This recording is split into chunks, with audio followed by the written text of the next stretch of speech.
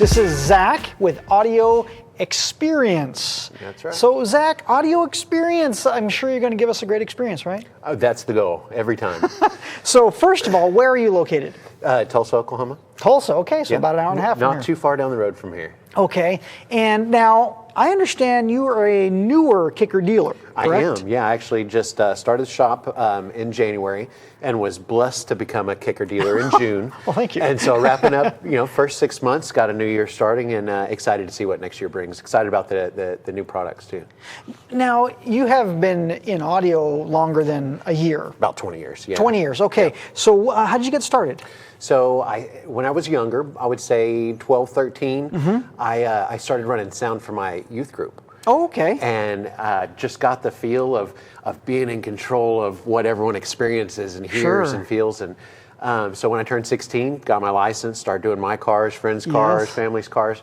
And then when I turned 20, someone, my significant other said, "Why are you, thinking you got to go to college and do this, this, and this when it's clear what your passion is? You need to do this." Yes. And I did. I dropped out of college, moved to Tulsa, started doing it professionally, and never looked back. I mean, it's literally been the best blessing going my whole career doing what I love, and every day, the end of the day, knowing that I just had a blast. Yes, yes. Doing cool stuff. So making a great audio experience.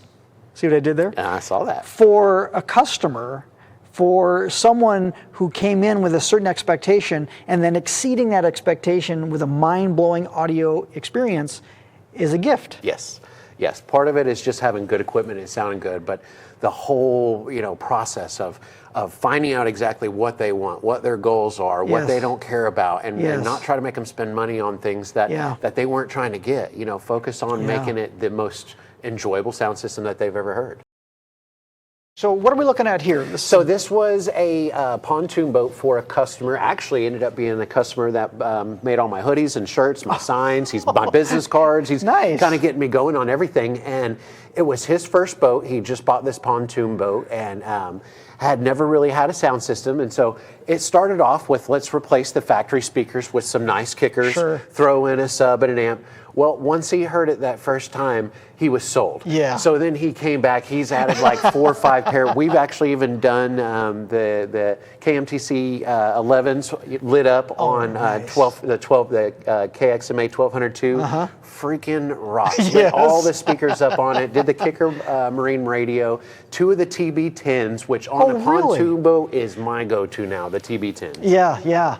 Well, that's a great subwoofer. A TB10, real quick, is a tube subwoofer. So it is a watertight tube. It's got an active 8 or 10-inch comp RT. Comp R.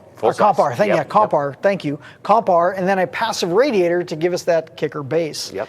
And so a good watertight and they enclosure. rock. And they're very waterproof. They're great for Wranglers, great for Jeeps, stuff like that. People love them. So there's more, and you've got the LED speaker rings on here too. The rings and the speakers. I wanted ultimate lighting. A lot of light. And lit up the radio too.